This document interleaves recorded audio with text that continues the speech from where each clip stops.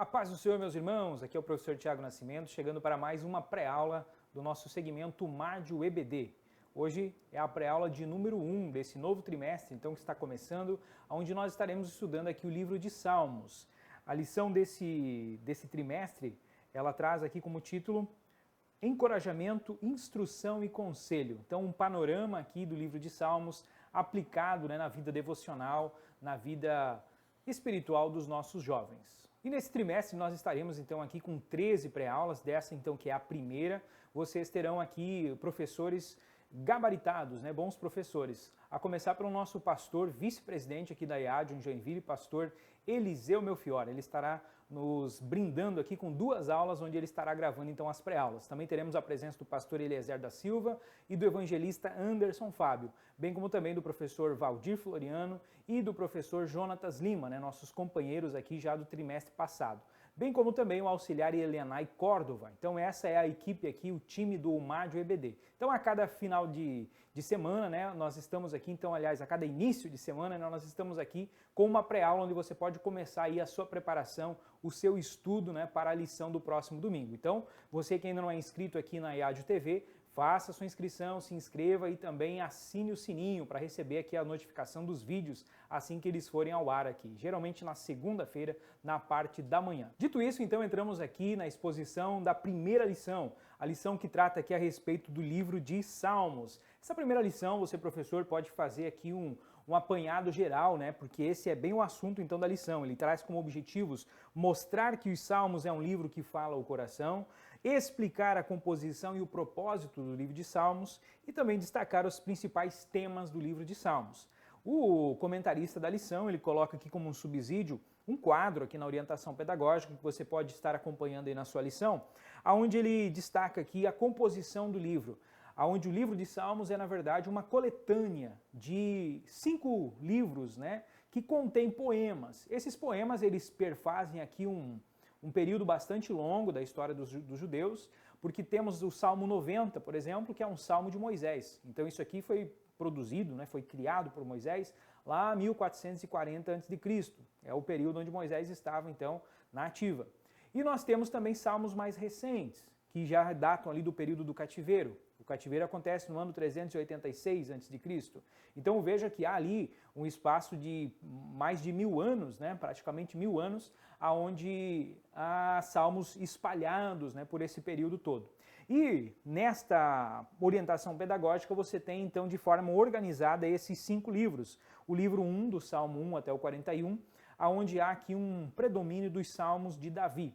Depois o livro 2, que vai do 42 ao 72, o livro 3, do 73 ao 89, aí chega no livro 4, onde abre o Salmo 90, então, do Moisés, e tem ali também muitos salmos anônimos nessa parte aqui do livro 4. Também tem aqui salmos de Salomão, salmos de Etã, Emã, e por fim o livro 5 é o Salmo 107 ao 150.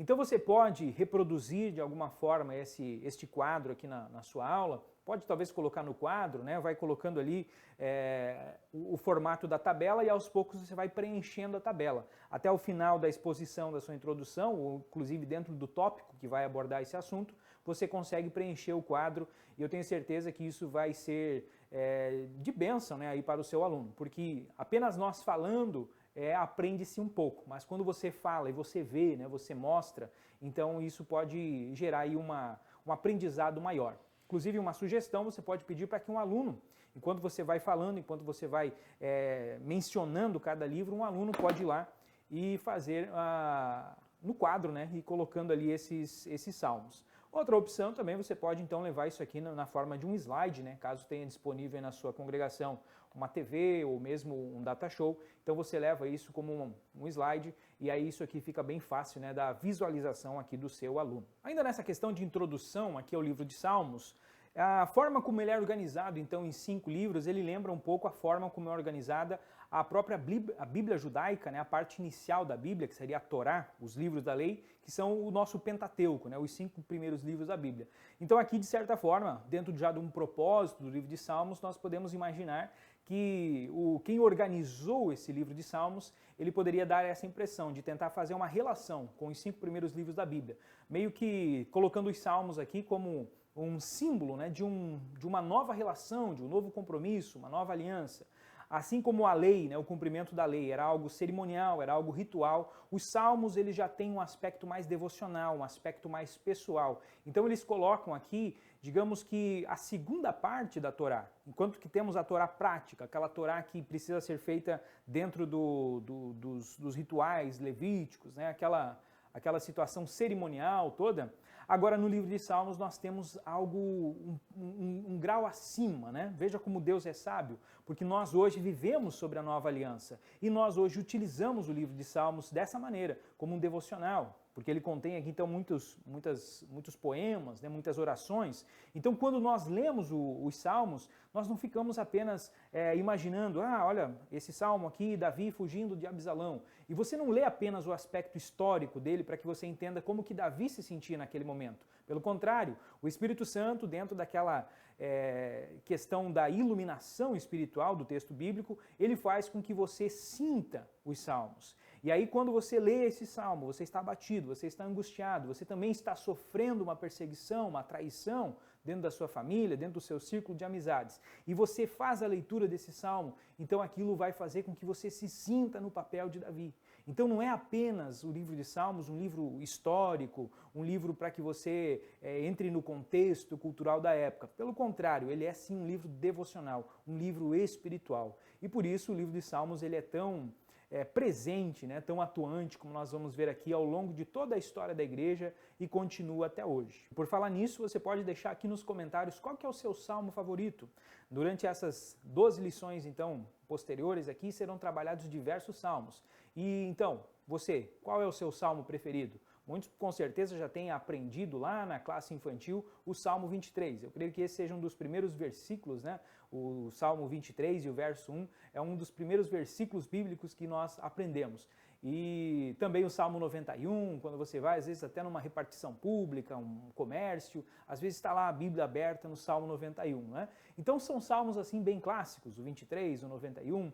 Então todos esses salmos eles são pessoais, podemos dizer assim. Cada um de nós tem ali o seu salmo preferido. Então você pode deixar aí nos comentários qual é o seu salmo preferido. Se quiser pode comentar aí por que você gosta tanto deste salmo. Por falar em salmo, então nosso primeiro tópico, o autor começa dizendo que o livro de Salmos ele é um livro que fala ao coração. Conforme já mencionei aqui na introdução, então, o livro de Salmos ele é mais do que apenas um contexto histórico, um contexto literário que você precise aprender ou estudá-lo. Ele é algo que, de fato, ele tem elementos espirituais inseridos nele. São poemas, né, dentro da poesia hebraica, diferente da nossa poesia. Quando nós falamos aqui da poesia moderna, então logo a gente talvez pensa na questão da rima. A poesia moderna ela é muito baseada na questão rítmica, né? Então você pensa talvez naquelas famosas quadrinhas, né? Batatinha quando nasce, se esparrama pelo chão. A mamãezinha quando dorme, põe a mão no coração, né? E as suas variações, as suas vertentes. Então há a questão da rima quando nós falamos em poesia hoje. Mas a poesia hebraica ela é diferente, então ela trabalha com a ideia dos paralelismos. E não é paralelismo apenas de sons, muitas vezes são paralelismos de ideias. São ideias que vão sendo enfatizadas ao longo da frase. Então, no primeiro verso, na primeira parte do verso, você fala a ideia com algumas palavras e depois você repete aquela mesma ideia, mas com outras palavras. Então é assim que funciona a poesia hebraica. E é isso que nós percebemos, então, né, toda essa riqueza poética dentro do livro de Salmos. Mas para além dessa questão literária, o livro de Salmos, então, ele contém aqui verdades espirituais. E o primeiro subtópico deste tópico, ele traz a respeito de Jesus, como que Jesus se relacionava com os Salmos. É interessante você proceder aqui à leitura, né, desse tópico, mas eu quero apenas trazer aqui uma breve ilustração, uma breve informação, né, de que o livro de Salmos ele é o livro do Antigo Testamento que ele é mais citado no Novo Testamento. E muitas dessas citações estão no Evangelho. Muitas dessas citações saíram da boca do próprio Jesus. Inclusive o Salmo 34, por exemplo, fica aqui como um exemplo bem representativo disso, que é aquele salmo onde Jesus está na cruz, e aí ele clama, né? Exclama e clama, Deus meu, por que me desamparaste? Isso está lá no livro de Salmos. Entre outras citações aqui que o comentarista inclusive traz aqui na lição, né, e que você pode usar aí como ilustração aí na sua aula. Mas o que isso tudo nos informa? De que o próprio Cristo, o próprio Jesus, ele deu validade para o livro de Salmos. Então o livro de Salmos não é meramente uma coleção de poemas, de cânticos, não é algo como um inário, né?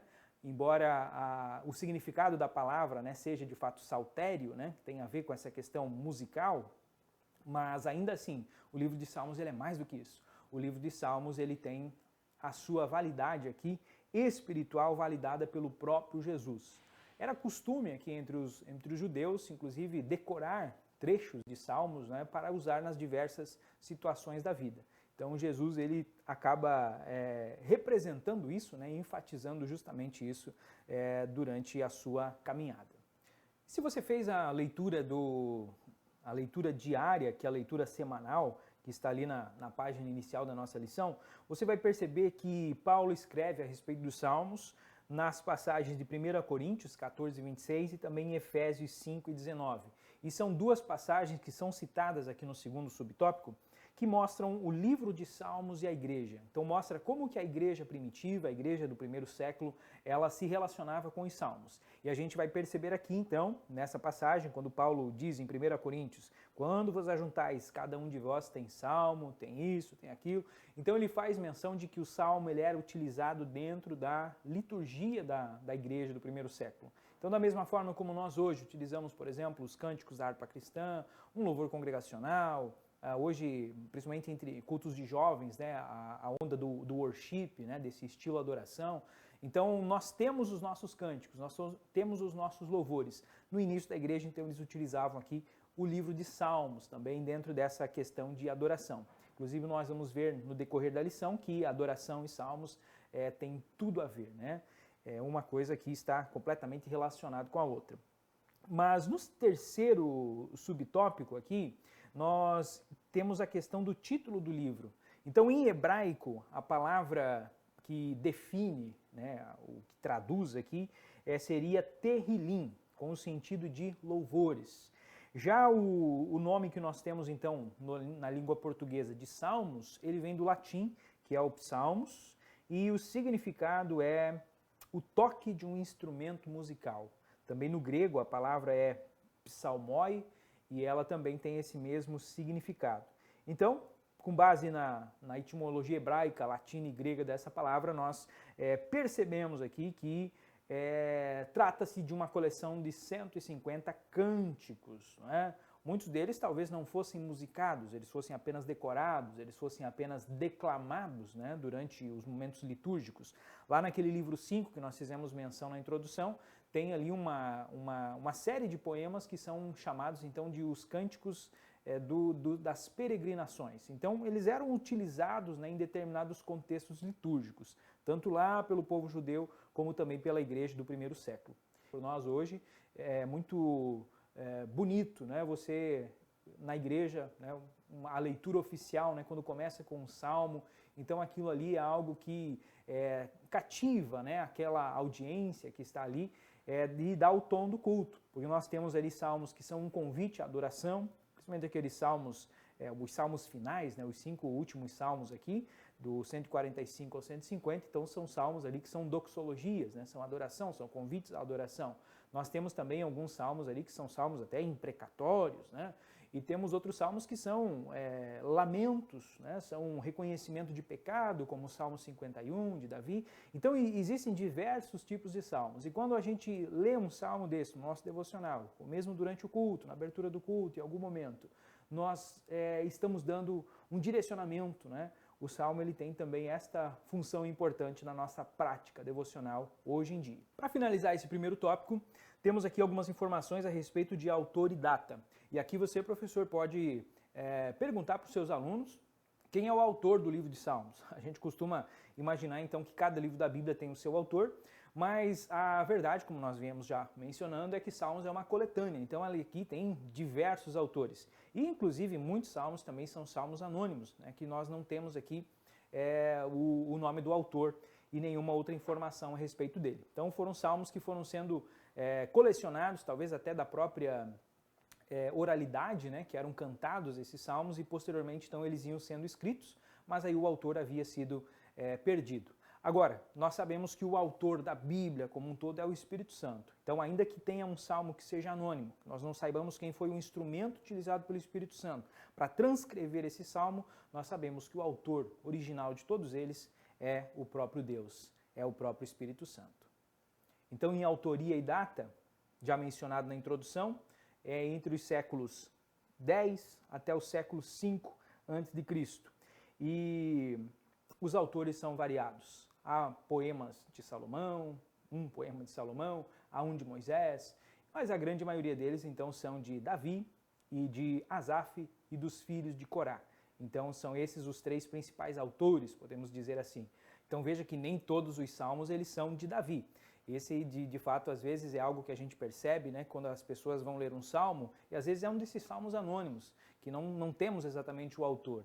E aí na pregação, na exposição, a pessoa fala, né, assim como Davi escreveu naquele salmo, né, então nem todos os salmos são atribuídos a Davi. 73 deles são de Davi, mas nem todos eles, então, pertencem de fato a Davi. Bom, no segundo tópico, então, aqui você pode retomar aquilo que você pode ter iniciado na introdução, né, desenhando lá no quadro, ou você pode, talvez, professor, utilizar agora essa estratégia lá da orientação pedagógica. Então você divide lá, né, o seu quadro lá em 5 partes e coloca lá livro 1, livro 2, livro 3, livro 4 e livro 5, porque este é o primeiro subtópico do tópico 2, a divisão do livro de Salmos. Então são 150 poemas divididos em 5 livros.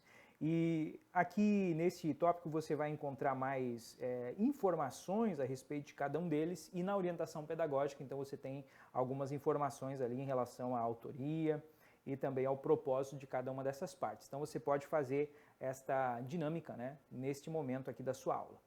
Em relação ao segundo subtópico, ele trata aqui a respeito da classificação literária dos salmos. Eu já mencionei aqui há alguns minutos atrás a respeito de como funciona a poesia hebraica. Então aqui você pode inserir este conhecimento. Então você pode trazer alguns exemplos do próprio livro de Salmos, né, onde aparece essa questão do paralelismo de ideias, para você mostrar então na prática aqui para o seu aluno como funciona de fato a poesia hebraica.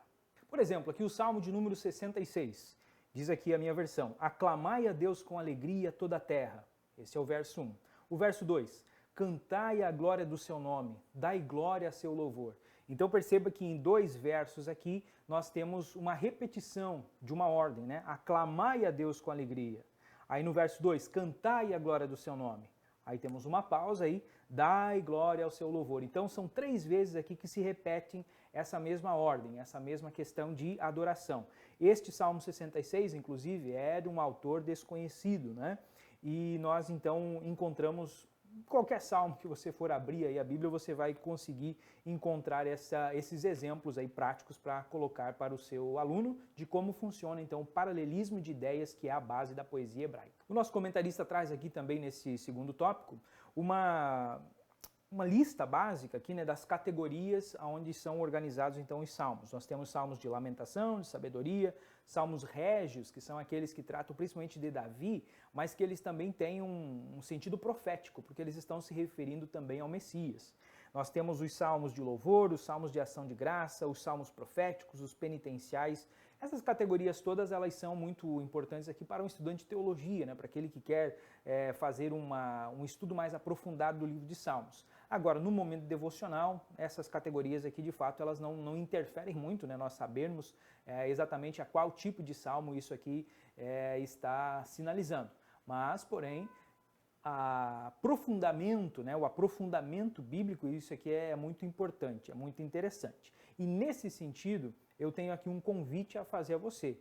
Você que gostaria, né, de se aprofundar aí na sua caminhada ministerial, nós temos aqui em Joinville, a IADIO mantém a Refidim, que é uma faculdade referência aqui em Santa Catarina e a nível de Brasil também no quesito de teologia. Então as inscrições são abertas, né, 2 vezes ao ano, então você pode entrar aí nas redes sociais e se informar a respeito da nossa Refidim, porque você se aprofundar teologicamente, isso é algo importante, né, para que você consiga dar uma aula aí com mais clareza, com mais presteza aí e cumprir aquele que é o seu principal chamado, que é o ministério de ensino. Então, nós estudamos, né, aqui na Escola Bíblica Dominical uma pequena introdução, mas se você quiser se aprofundar, então você precisa estudar, você precisa ler, você precisa conhecer mais. Agora, em se tratando então de salmos que tem esse sentido devocional, espiritual, né, o próprio livro de Salmos, a gente pode encontrar nele aqueles temas que são os 3 temas básicos de toda a Bíblia, que é a questão da criação, da queda e da redenção. Então, no terceiro subtópico, a gente trata aqui a respeito do propósito. E o comentarista, ele menciona aqui que o livro de Salmos, o maior propósito é expressar o sentimento mais íntimo da alma humana a Deus. Um dos aspectos mais belos desse livro santo é a imagem da alma humana se inclinando ao Deus Todo-Poderoso. Então, qual é o propósito do livro de Salmos? É pegar aqueles temas tão gratos à Escritura Sagrada, da queda, da redenção, e da própria criação, né, anteriormente, e trazer isso aqui de uma forma pessoal, de uma forma espiritual, de uma forma devocional. E é isso que nós encontramos. Então, quando nós olhamos, por exemplo, para o Salmo 104, nós estamos vendo ali destacada o tema da criação. Também isso acontece lá no Salmo 8.